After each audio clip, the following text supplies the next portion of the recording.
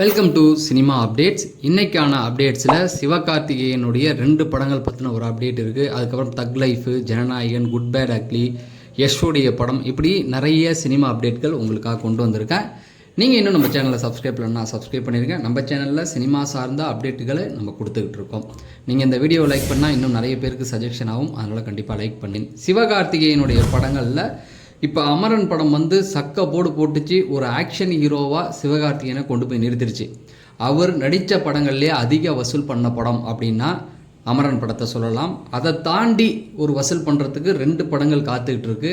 ஒன்று மதராசி படம் உங்களுக்கே தெரியும். நம்முடைய ஏஆர் முருகதாஸ் ரொம்ப நாளைக்கு அப்புறம், அதாவது விஜய் சாரை வச்சு எடுத்தார், அதுக்கப்புறம் ரஜினி சாரை வச்சு எடுத்தார். ரெண்டுமே சரியாக போகலை.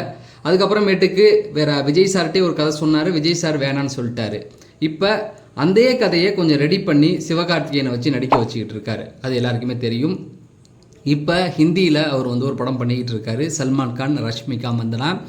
அந்த படம் இந்த 29 ரிலீஸ் ஆக போகுது. அதுக்கப்புறமேட்டுக்கு நம்ம சிவகார்த்திகேயனுடைய படத்தை தான் ரிலீஸ் பண்ணுறதுக்கு ஒரு பெரிய முயற்சி அவர் பண்ணிக்கிட்டு இருக்காரு.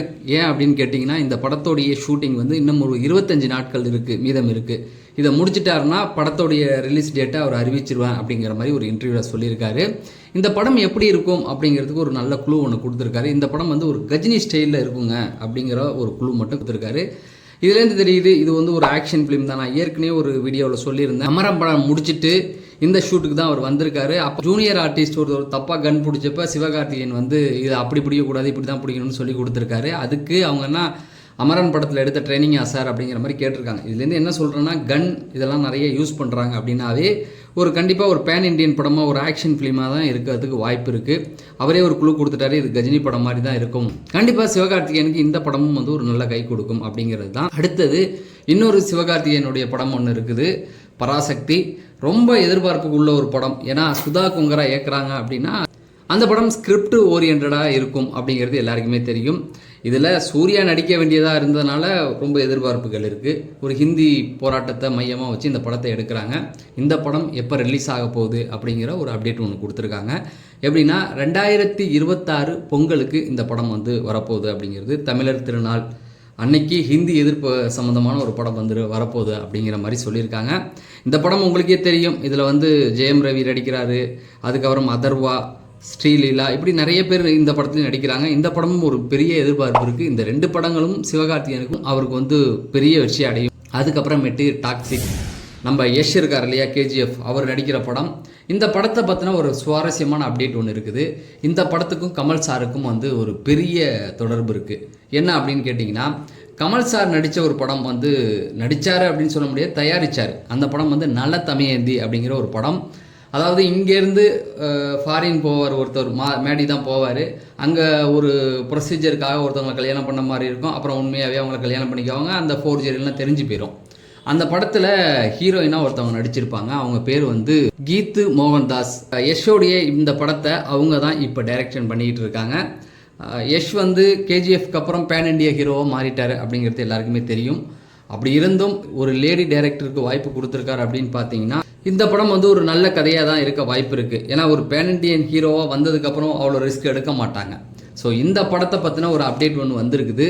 இந்த படம் அடுத்த வருஷம் 2027 மார்ச் 19 ரிலீஸ் ஆகும் அப்படிங்கிற மாதிரி சொல்லியிருக்காங்க. அடுத்து நம்ம ஜனநாயகன் படத்தை பற்றின ஒரு பெரிய அப்டேட் ஒன்று வந்திருக்குது. ஜனநாயகன் படத்தோடைய ஷூட்டிங் நின்று இருக்கு அப்படின்னு நேற்று வீடியோவில் சொல்லியிருந்தேன். அதை திரும்ப ஸ்டார்ட் பண்ண போகிறாங்களாம். என்னன்னு பார்த்தீங்கன்னா, இன்னும் ஒரு 25 நாள் ஷூட்டிங் மட்டும்தான் பேலன்ஸ் இருக்கான். கூடி சீக்கிரம் ஷூட்டிங்கை ஆரம்பிக்க போகிறாங்களாம்.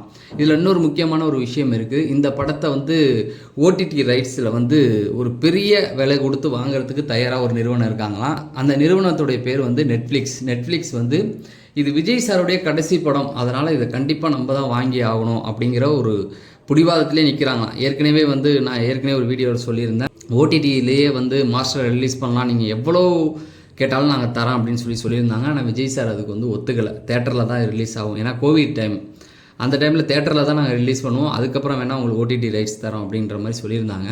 ஆனால் இந்த படத்தை விஜய் சாருடைய கடைசி படம் நல்ல விலை போகும் அப்படிங்கிறதுனால இந்த படத்தை எவ்வளவு பணம் அவங்க கேட்டாலும் நம்ம கொடுத்து வாங்கிடணும் அப்படிங்கிற மாதிரி சொல்கிறாங்க. இந்த படத்தோடைய பட்ஜெட் பார்த்திங்கன்னா 400 கோடி. அந்த படத்தில் பாதி தொகையை அவங்க சொன்னால் கூட நம்ம கொடுத்து வாங்கிடலாம் அப்படிங்கிற ஒரு முடிவில் இருக்காங்களாம். அப்போ விஜய் சாருடைய ஜனநாயகன் படம் ஓடிடின்னு வந்துச்சுன்னா நெட்ஃப்ளிக்ஸில் தான் அது வரப்போகுது அப்படிங்கிறது தான். சரி, கடைசியாக இன்னொரு முக்கியமான ஒரு அப்டேட் ஒன்று இருக்குது. Good bad ugly. ஏன்னா எங்கே பார்த்தாலும் குட் பேட் அக்லி அப்படிங்கிற ஒரு பேச்சு தான். ஏன்னா இன்னும் ஒரு 15-20 நாளில் அந்த படம் ரிலீஸ் ஆக போகுது. ஒரு ஃபேன் பாய் சம்பவம். அது வேற, நம்ம ஆதித்ய ரவிச்சந்திரன் வந்து அவருடைய ரசிகராக வேற இருக்கார். அதில் ரெஃபரன்ஸ் நீங்கள் நிறையா பார்த்தீங்கன்னா வாலி படத்துடைய ரெஃபரன்ஸ் இருக்கும், அதுக்கப்புறம் தீனா படத்துடைய ரெஃபரன்ஸ். அந்த டீசர்லேயே வந்து ஒன்றையும் வச்சுருப்பாங்க. அந்த சுவிங்கன் மெல்றது மாதிரி ஒரு இது வந்திருக்கும், அது வாலி. பில்லா படத்தில் வந்து அந்த கார் ரேஸு, இப்படி ஒவ்வொரு இதையுமே வந்து அந்த ஆக்ஷனெல்லாம் எல்லாத்தையுமே பழசில் உள்ளது எல்லாத்தையுமே கொண்டு வந்திருக்காரு. இப்போ ஒரு ஃபஸ்ட்டு சிங்கிள் ரெடி ஆகிடுச்சு, தாறுமாறாக இருந்துச்சு ஓஜி சம்பவம் அப்படின்னு சொல்லி. அது ஃபேன் பாய் சம்பவம்னு சொல்லலாம், இல்லைனா நம்ம ஜிவி பிரகாஷோடைய சம்பவம்னு சொல்லலாம். அந்த அளவுக்கு வந்து இறங்கி அடிச்சிருந்தாங்க.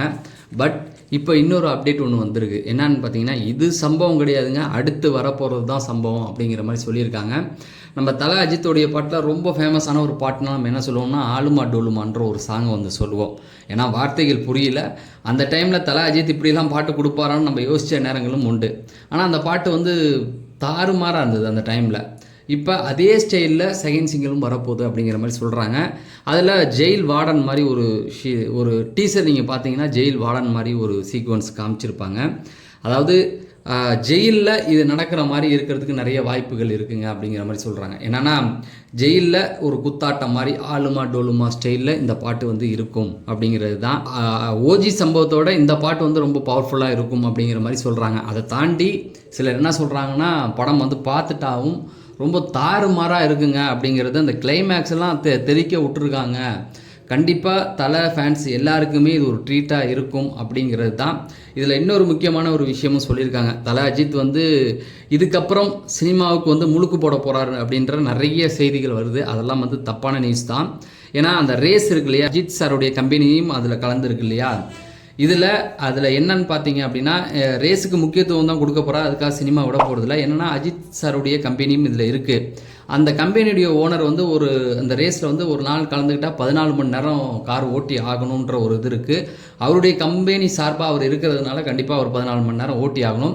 இந்த ரேஸ் வந்து தொடர்ந்து நடந்துக்கிட்டே தான் இருக்குமா. இது வந்து அந்த உடனே ஒரே நாளில் நடந்து முடிக்கிறது இல்லையா, ஒவ்வொரு கண்ட்ரிலையும் ஒவ்வொரு இடத்துலையும் தொடர்ந்து ரேஸ்கள் நடந்துகிட்டு இருக்குமா. அதெல்லாம் நடந்து கடைசியாக ஒரு இதில் தான் ஃபைனல் முடிவு பண்ணுவாங்களாம். ஸோ அதுக்காக தல அஜித் வந்து கொஞ்சம் சினிமாவை விட்டுட்டு ரேஸில் முழு கவனம் செலுத்திக்கிட்டு இருக்காரு.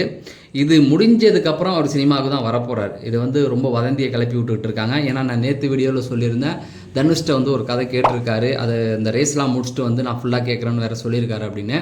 அதனால் இதுக்கப்புறம் அடுத்தும் அவர் படம் பண்ண போகிறாரு தான். அது வந்து நிறைய பேர் வதந்தியை கிளப்பி விட்டுருக்காங்க. ஸோ இப்போக்கி April 10 படம் ரிலீஸ் ஆக போகுது அப்படிங்கிறது தான். ஸோ இன்றைக்கான அப்டேட் இது தான். இன்னும் தொடர்ந்து நிறைய சினிமா அப்டேட்கள் நம்ம கொடுத்துக்கிட்டே இருப்போம். இப்போக்கி வாரத்துக்கு 3 வீடியோ தான் போட்டுக்கிட்டு இருக்கேன். ஸோ நீங்கள் இந்த வீடியோவை பார்க்கும்போது சப்ஸ்கிரைப் பண்ணாமல் பார்த்தீங்கன்னா சப்ஸ்கிரைப் பண்ணிவிட்டு பக்கத்தில் இருக்க பெல் ஐக்கான ஆள்னு கொடுத்தீங்கன்னா நான் வீடியோ போடும்போது உங்களுக்கு நோட்டிஃபிகேஷன் வரும். அதனால் நம்ம சேனலும் வந்து வளர்ச்சி அடையும். அதனால் இந்த வீடியோவை நீங்கள் லைக் பண்ணுங்கள் அப்படின்னு சொல்லி நான் விடைபெறேன். நன்றி, வணக்கம்.